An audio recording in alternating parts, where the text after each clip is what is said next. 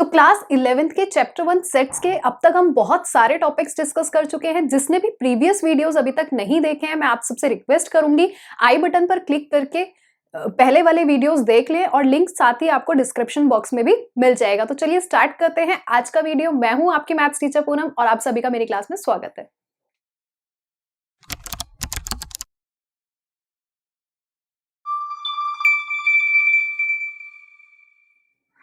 तो चलो अब बात करते हैं पावर सेट्स की। जैसा कि हम नाम से ही समझ सकते हैं, पावर ऐसा कुछ हम प्रीवियस क्लासेस में पढ़ के आए हैं, एक्सपोनेंट्स एंड पावर्स। तो बेसिकली हम एक्सपोनेंट्स एंड पावर्स कहाँ पे यूज करते हैं? जब हमारे पास कोई नंबर रिपीटेड फॉर्म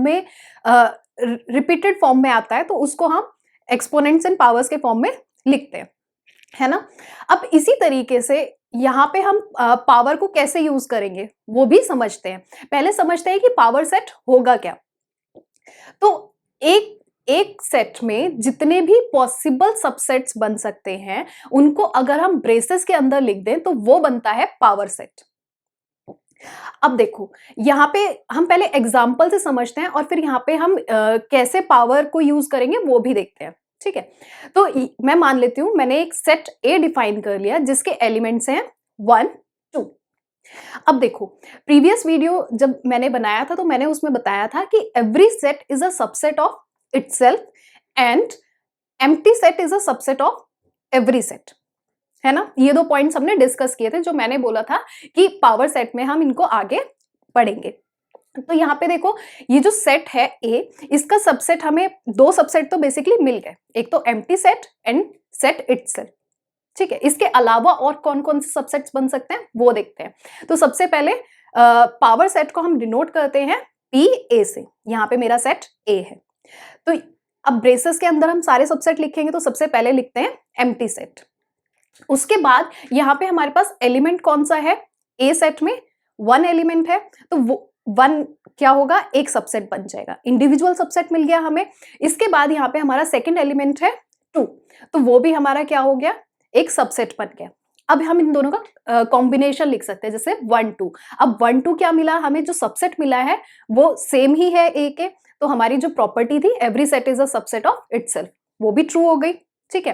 तो ये क्या मिल गया हमें? ब्रेसेस के अंदर हमने इन सारे सेट्स को सबसेट्स को लिख दिया तो हमारा बन गया पावर सेट। सिंपल है, इसमें कुछ भी ज्यादा डिफिकल्ट नहीं है। अब एक और एग्जांपल लेके समझते हैं। अभी तो नंबर ऑफ एलिमेंट्स सेट ए में कम थे, जैसे जैसे नंबर ऑफ एलिमेंट्स बढ़ेंगे तो हमारा पावर सेट कैसे बनेगा, ठीक है।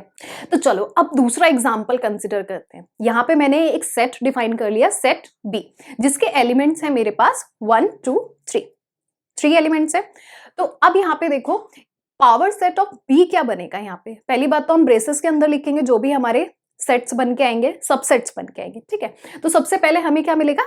एम्प्टी सेट लिख लिया हमने। उसके बाद हमारे पास इंडिविजुअल सेट्स बनेंगे जिनको हम सबसेट्स बोलेंगे। लाइक 1 बन गया, 1 is a subset, 2 is a subset, 3 is a subset, ठीक है। इसके बाद हम इनके कॉम्बिनेशंस बना सकते हैं। कॉम्बिनेशंस कैसे बनेंगे? देखो 1, 2 is a subset, 2, 3 is a subset and 1, 3 is a subset, ठीक है।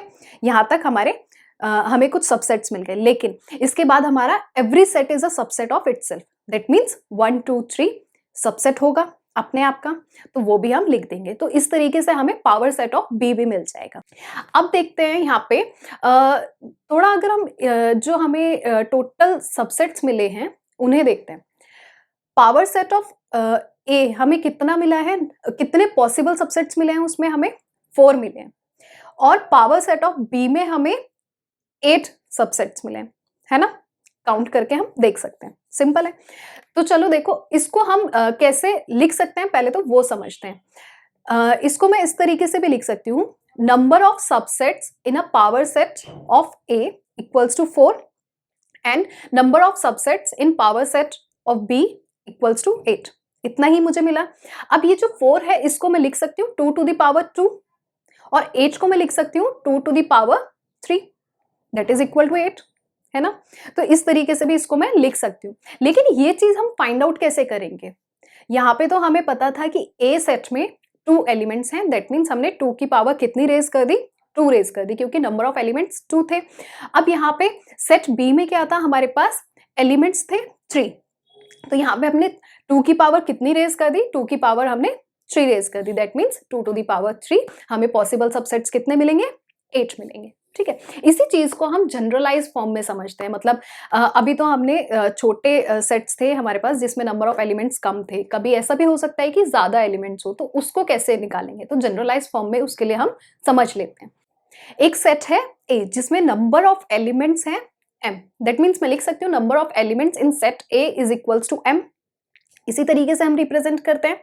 अब इसके बाद अगर मैं बोलूं कि इसमें पावर सेट मतलब कितने पॉसिबल सबसेट्स मुझे मिलेंगे, तो कैसे हम लिख सकते हैं, number of subsets in power set of A equals to 2 to the power m। That means हम 2 की पावर कितनी रेज करेंगे, जितने भी उसके नंबर ऑफ मतलब सेट ए में जितने भी नंबर ऑफ एलिमेंट्स होंगे उतनी हम 2 की पावर रेज कर देंगे और हमें क्या मिल जाएगा, जितने भी पॉसिबल सबसेट्स हमारे निकल सकते हैं।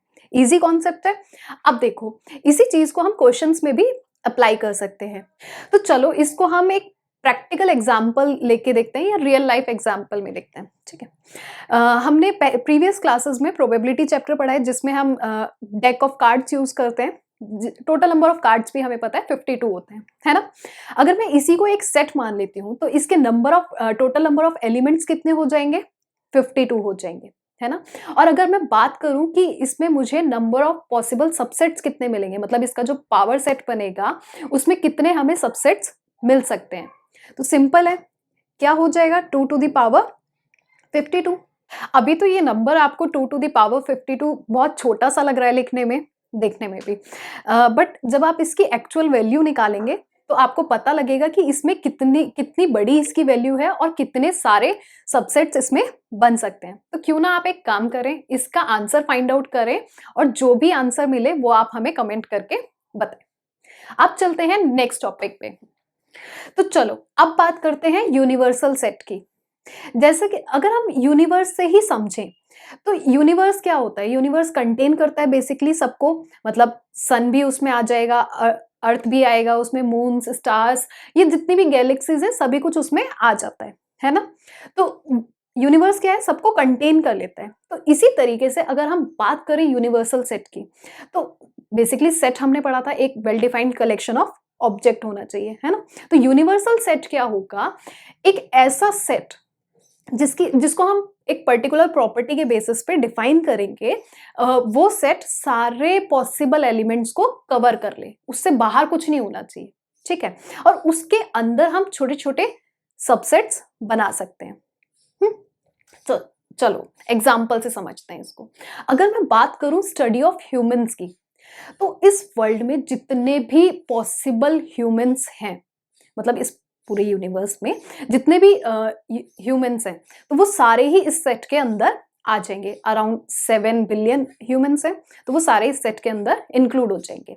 अब उसके अंदर हम क्या कर सकते हैं, सबसेट्स बना सकते हैं। सबसेट्स हम किसके बेसिस पे बना सकते हैं, सबसेट हम कॉन्टिनेंट के बेसिस पे बना सकते हैं। अगर मुझे डेटा चाहिए हो कि इस पर्टिकुलर कॉन्टिनेंट में कितने ह्यूमंस रहते हैं, या फिर हम जेंडर के बेसिस पे बना सकते हैं, या हम कंट्री के बेसिस पे बना सकते हैं, क्वालिफिकेशन, और ऐसे ही मतलब बहुत सारी चीजों के बेसिस पे हम इसके अंदर सबसेट्स बना सकते हैं, है ना।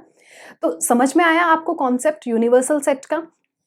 चलो अब हम बात मैथ्स की कर रहे हैं, और मैथ्स में हम ज्यादातर नंबर्स की बात करते हैं। तो नंबर्स में भी यूनिवर्सल सेट कैसे वर्क करेगा वो भी समझ लेते हैं। तो नंबर्स का जो सबसे बड़ा सेट होता है वो रियल नंबर का सेट होता है, ये तो हम अब तक पढ़ चुके हैं। तो यहाँ पे रियल नंबर का सेट जो है वो सारे ही नंबर्स को कंटेन करेगा, तो वो कैसा सेट हो जाएगा, यूनिवर्सल सेट हो जाएगा। और बेसिकली यूनिवर्सल सेट के अंदर हमें छोटे छोटे सेट्स मिलते हैं, तो यहाँ पे रियल नंबर के सेट के अंदर हमें सबसेट्स कैसे मिलेंगे, नेचुरल नंबर का सेट, या फिर इंटीजर्स का सेट, या फिर रैशनल नंबर का सेट, या इररेशनल नंबर का सेट, है ना। इस तरीके से हमें इसमें सबसेट्स मिल सकते हैं। बहुत ही इजी कॉन्सेप्ट था। अब चलते हैं नेक्स्ट टॉपिक पे। तो चलो अब डिस्कस करते हैं वेन डायग्राम। तो अब तक हमने जो भी सीखा, सेट्स को रिप्रेजेंट करने के दो तरीके थे, सेट बिल्डर फॉर्म और रोस्टर फॉर्म। तो बेसिकली दोनों ही थ्योरेटिकल वे थे, लेकिन अगर हम इसी चीज को डायग्राम के फॉर्म में रिप्रेजेंट करें तो जो डायग्राम हम यूज करते हैं उसको हम बोलते हैं वेन डायग्राम। और इसकी शुरुआत जॉन वेन नाम के एक इंग्लिश लॉजिशियन ने की थी, जो सेट्स को रिप्रेजेंट करने के लिए डायग्राम्स का यूज करते थे। उन्हीं के नाम पे जॉन वेन डायग्राम्स का नाम पड़ा। तो चलो अब देखते हैं वेन डायग्राम वर्क कैसे करता है। उससे पहले बट कुछ पॉइंट समझ लेते हैं। सबसे पहले तो यहाँ पे हमें एक रेक्टेंगल मिलेगा जो रिप्रेजेंट करेगा यूनिवर्सल सेट को या फिर मेन सेट को, या फिर एक प्रॉपर सेट भी हम बोल सकते हैं, ठीक है। इसके अंदर हमें कुछ सर्कल्स मिलेंगे जो रिप्रेजेंट करेंगे सबसेट्स को। अब यहाँ पे एक से ज्यादा सर्कल भी हो सकते हैं, और जो डॉट से हम डॉट मिलेंगे उससे हम एलिमेंट्स को रिप्रेजेंट करते हैं, ठीक है, कि कितने एलिमेंट्स होंगे। तो अब चलते हैं डायग्राम की तरफ। तो एग्जाम्पल से समझते हैं। यहाँ पे एक एग्जाम्पल लिया मैंने, सेट ए मान लिया, जो रिप्रेजेंट कर रहा है 1 से लेके 10 तक जितने भी नेचुरल नंबर्स हैं, ठीक है। अब एक और सेट मैंने लिया, सेट बी, जिसमें कुछ एलिमेंट्स हैं मेरे पास 6 से लेके 10 तक, और एक सेट है सी, जिसमें एलिमेंट्स मुझे मिल रहे हैं 6, 7 और 10, ठीक है। अब अगर हम यहाँ पे देखें, जैसे कि हम सबसेट्स पढ़ के आए हैं, तो यहाँ पे हम देख सकते हैं बी जो है, बी के सारे ही एलिमेंट्स हमें ए में मिलेंगे, और कुछ एक्स्ट्रा एलिमेंट्स भी हैं ए में। That means B is a subset of A. अब यहाँ पे अगर हम सी के केस में देखें, तो सी के सारे एलिमेंट्स भी हमें ए में मिल रहे हैं, और कुछ एक्स्ट्रा एलिमेंट्स भी हैं। That means C is also a subset of A. अब यहाँ पे देखो, बी और सी के बीच में भी देखते हैं, यहाँ भी हमें कुछ ऐसा रिलेशन मिल रहा है क्या? जो सी के एलिमेंट्स हैं वो हमें सेट बी में भी मिल रहे हैं। दैट मीन्स सी किसका सबसेट होगा? बी का भी सबसेट होगा, ठीक है। अब इस चीज को हम रिप्रेजेंट कैसे करेंगे? सबसे पहले हम एक रेक्टेंगल बनाएंगे, ठीक है। तो उसमें हम सबसे पहले छोटा सेट बनाते हैं, सेट सी से स्टार्ट करते हैं। तो सेट सी मैंने बना लिया, जो कि एक सर्कल से रिप्रेजेंट करेगा, और इसके अंदर कितने एलिमेंट्स आएंगे? 6, 7 और 10। अब देखो, इससे बड़ा वाला set, that means set B या सबसेट बी कहूं, तो वो क्या है, इसको भी कवर कर लेगा। तो वो मुझे कुछ इस तरीके से मिलेगा। अब जो बचे हुए एलिमेंट्स हैं ना, जो मतलब बी में है लेकिन सी में नहीं है, वो सारे एलिमेंट्स हम उस सी वाले सर्कल से बाहर दिखा सकते हैं, ठीक है। जैसे कि 8 और 9, सिंपल है। अब इसके बाद भी हमारे पास कुछ एलिमेंट्स ऐसे बच गए हैं जो हमारे सेट ए में हैं, सिर्फ वो सिर्फ सेट ए में है। दैट मीन्स रिमेनिंग एलिमेंट्स को हम बाहर दिखा सकते हैं सर्कल से। तो हमारा फिगर कुछ इस तरीके का होगा, या फिर ये कहूँ हमारा डायग्राम कुछ इस तरीके से आपको मिलेगा। सिंपल था बनाना। इसी तरीके से आप किसी भी सेट और सबसेट के लिए वेन डायग्राम का यूज कर सकते हैं। तो बहुत ही इजी कॉन्सेप्ट्स थे आज सारे। आई होप आपको वीडियो अच्छा लगा होगा। वीडियो आपको अच्छा लगा है तो वीडियो को लाइक करें, ज्यादा से ज्यादा अपने दोस्तों के साथ शेयर करें, ताकि उन्हें भी ऐसे यूजफुल वीडियोस मिलते रहें। अगर आप चैनल पर पहली बार आए हैं तो चैनल को सब्सक्राइब करके बेल आइकन प्रेस करना ना भूलें। मिलते हैं नेक्स्ट वीडियो में। Till then keep watching, keep learning. Thank you.